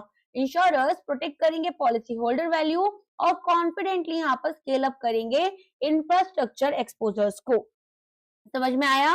तो यहाँ पर हमारे पास में हमें डीप ड्यू डिलिजेंस की तरफ जाना है, एडवांस रिस्क एनालिटिक्स की तरफ जाना है, और कॉन्ट्रैक्ट्स और गवर्नेंस को स्ट्रेंथन करना है। क्लियर? चलिए नेक्स्ट पार्ट यहाँ पर आपका आ जाता है एक्सेलरेटिंग सस्टेनेबल इंफ्रास्ट्रक्चर इन्वेस्टमेंट। सो यहाँ पर हमारे पास में क्या कोशिश की जाएगी कि नेशनल सस्टेनेबिलिटी टैक्सोनॉमी ये डिफाइन करेगी कि भाई ट्रूली यहाँ पर किस चीज को हम ग्रीन बोल रहे हैं। डबल कोट कर यहाँ पर आप इसको लिख सकते हैं कि डिफाइन करो what truly qualifies as green. क्या रिन्यूएबल कोल्ड चेन्स आपकी ग्रीन प्रोजेक्ट्स में आती हैं? ऑफ कोर्स आती हैं। अगर मैं बोलूं हाई एमिशन प्रोजेक्ट्स हैं, आपने उनको ग्रीन लेबल कर दिया, सो दैट इज रॉन्ग। तो ईएसजी डिस्क्लोजर्स की जरूरत है।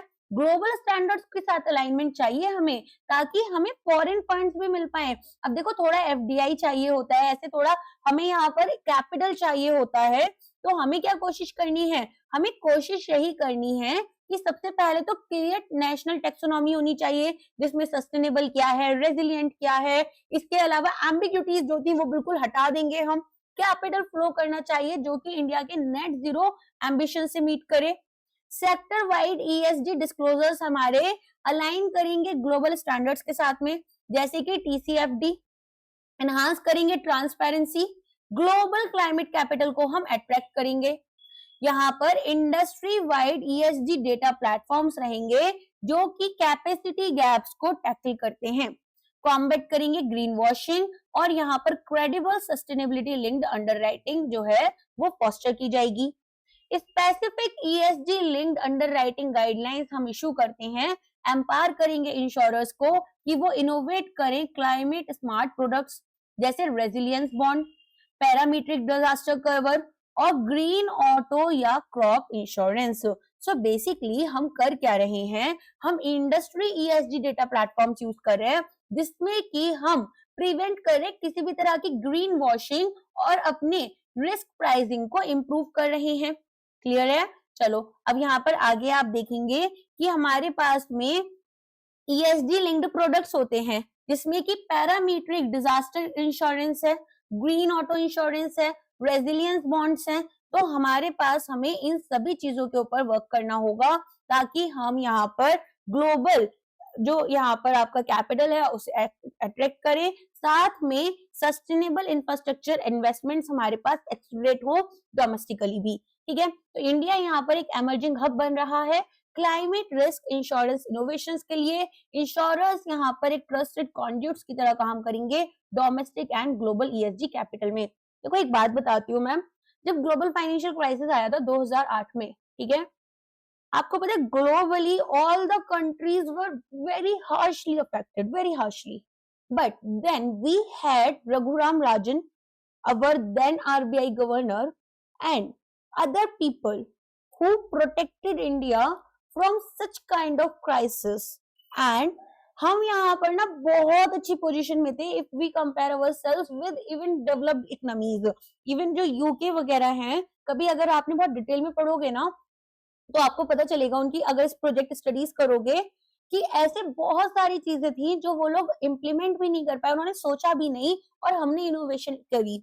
तो हमारे पास में ना उस टाइम पर भी, उस डिफिकल्ट टाइम में भी जब सारी इन्वेस्टमेंट हमारी कंट्री से बाहर जा रही थी, एक अच्छा खासा बफर था, राइट। तो इसी वजह से ना ऐसा नहीं है कि इंडिया में टैलेंट नहीं है या इंडिया कुछ इनोवेटिव नहीं लाता, हम सिर्फ ग्लोबली चीजों को फॉलो करें। No, this is not the case.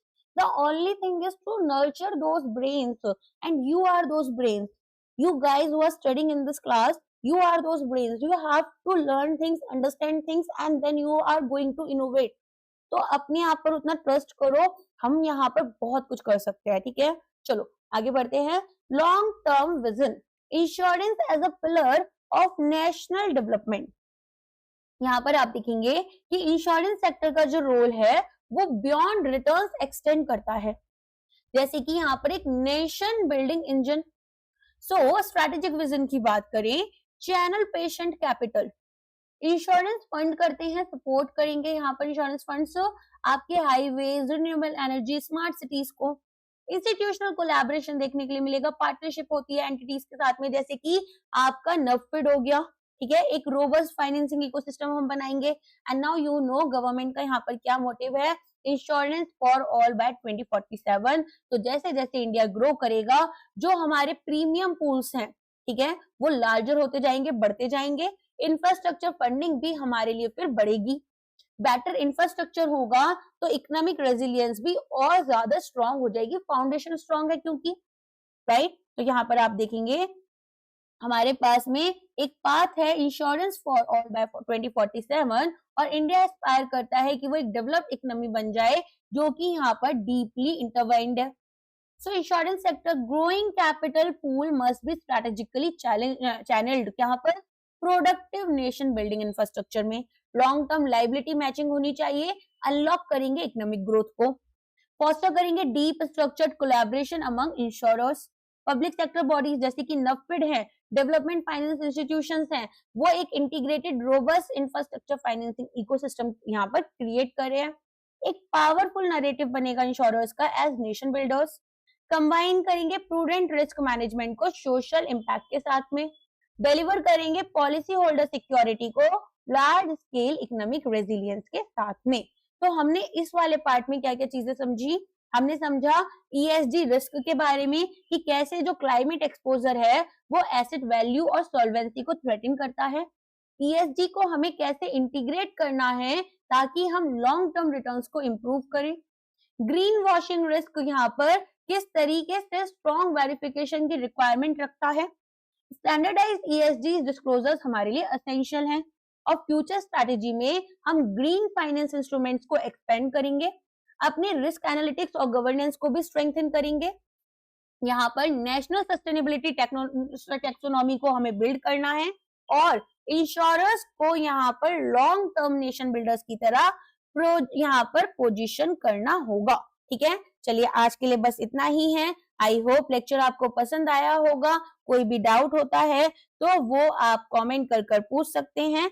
इसके अलावा यहाँ पर अगर आपको हमारे कोर्सेज परचेज करने हैं तो वो आप कर सकते हैं। हमारे कोर्सेज में हम आपको एक alternate day descriptive answer writing का भी प्रोवाइड करते हैं फीचर, जिसमें कि क्या होगा, आप यहाँ पर अपना क्वेश्चन हम आपको देंगे, उसका आंसर लिखोगे, फिर यहाँ पर हम उसको आपको चेक कर फीडबैक देते हैं, मॉडल आंसर देते हैं, और इस तरीके से धीरे धीरे आपकी जो राइटिंग स्किल्स हैं वो बढ़ जाती हैं। इनिशियली हम 1 या 2 क्वेश्चन से शुरू करते हैं, फिर धीरे धीरे नंबर ऑफ क्वेश्चंस भी बढ़ते जाते हैं जैसे जैसे आपकी स्किल्स इंप्रूव होती है और आपकी नॉलेज बढ़ती है। ठीक है, कोई कंपल्शन नहीं है खरीदने के लिए कोर्सेज। यहाँ पर हम केवल PDF कोर्सेज प्रोवाइड करते हैं, PDF नॉन डाउनलोडेबल होती हैं, केवल आपको फेज 1 की PDF ही डाउनलोडेबल मिलेंगी, दैट टू हम GA प्रोवाइड करते हैं, वो मैं आपको पहले ही बता रही हूँ। PDFs में जितना भी कंटेंट है वो सारा आपको YouTube पर वीडियोस के थ्रू फ्री मिलता है, तो ऐसा कुछ अलग नहीं होगा जो मैं आपको यहाँ पर नहीं प्रोवाइड करूंगी। ओके, चलिए आज के लिए बस इतना ही। Thank you so much, bye bye, take care.